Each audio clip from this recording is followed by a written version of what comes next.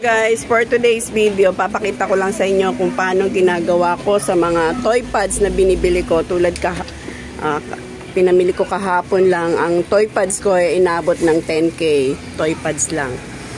Ganito yun. Dito with flashlight. Ito hindi ko na muna kinalas siya. Na ginagawa kasi namin, kinakalas ko. Para mas madali nilang makuha. Ito na yung mga nakalas namin. Tulad nito. Naka-card din yan. Kinalas namin. 5 piso isa. Kisses siya. May lagayan ng cute. Iba-ibang shape. May star. May apple. Ay heart.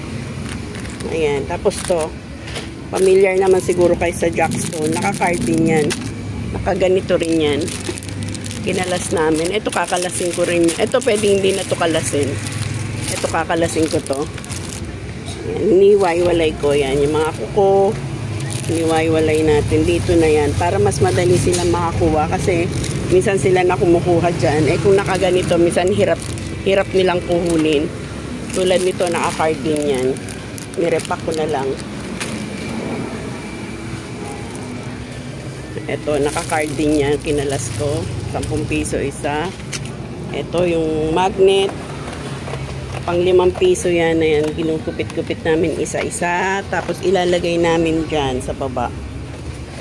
Tulad nyan. Mga naka-card lang yan. Ito, naka-card din yan. Kinalas namin. Itong mga ganito. Ito, naka-card din yan. 10 pesos bentahan ko yan. Ito, naka-card din yan. Ito, kinalas namin. Ito yan, oh. Ayan, naka-card siya. Kinalas namin isa-isa. Itong skateboard, kakalasin din namin yan. Pang 10 piso isa. Ang punan nito is 110 or 120. Ano siya? 824 pieces. So, kung 10 pesos, 240 na yan. Ang punan mo is 120. So, kalahati rin ang tutubuin mo. Ito rin yung magnet na to. Kinalas lang din namin. 10 pesos ko to ibibenta. Malaki ang tubo sa mga ganito. Puhunan lang yata nito. Isang card is 100. Kasi iba pwedeng 5 pesos to. Pwedeng 7. Sa amin 10. Ayan. Ganyan ang gawin nyo sa mga toy pads para mas mabilis maubos. Ito meron pa kaming din na di-display. Nandito pa sa plastic. Mag-unboxing na lang tayo, guys. Yung laser. Ang punan niya is 180. So, binibenta ko yan ng 35 isa. 1, 2, 3, 4, 5, 6, 18 pieces na 35. Magkano? 210, 420, 630 yung labas niyan. 25 lang, no? Magkano benta natin ito? 25 lang pala.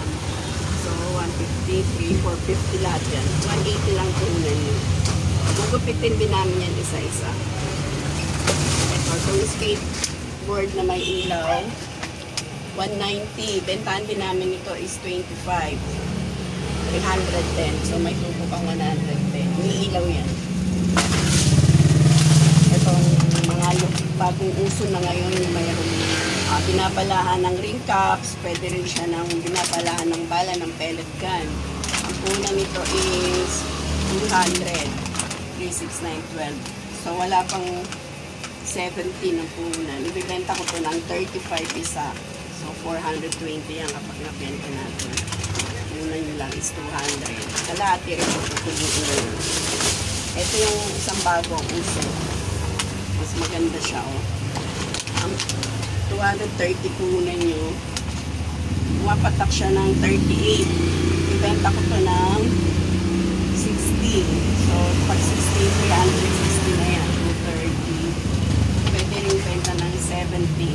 Pero bibenta ko na lang ng 60 para mas mabilis. Dalawang card yung binili natin. Kasi mabilis ko sa mga bata kasi may pala niya yung ring caps. Pwedeng pala ng pellet gun.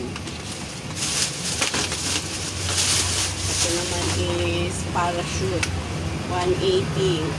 So, ang punan nyo dyan is 15. Bebenta ko ito ng 35 isa. Marami na kaming na-display kagabi. Yan na lang yung natira. Ito yung espada.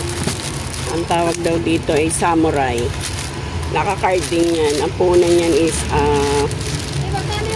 mga 14 ata.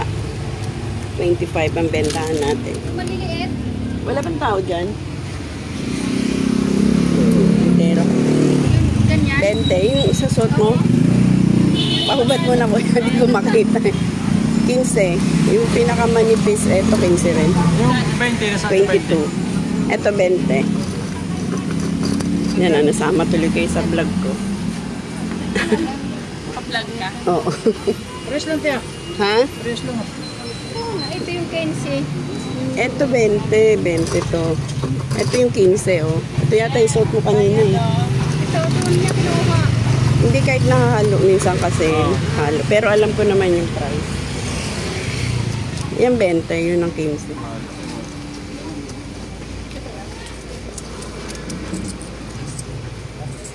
Ito, naka-card din to.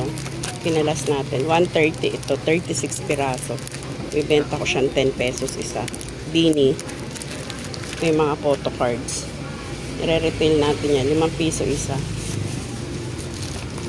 Ito naman yung puzzle. 4, 8, 12, 20 pieces. Ang punan niyan is 75.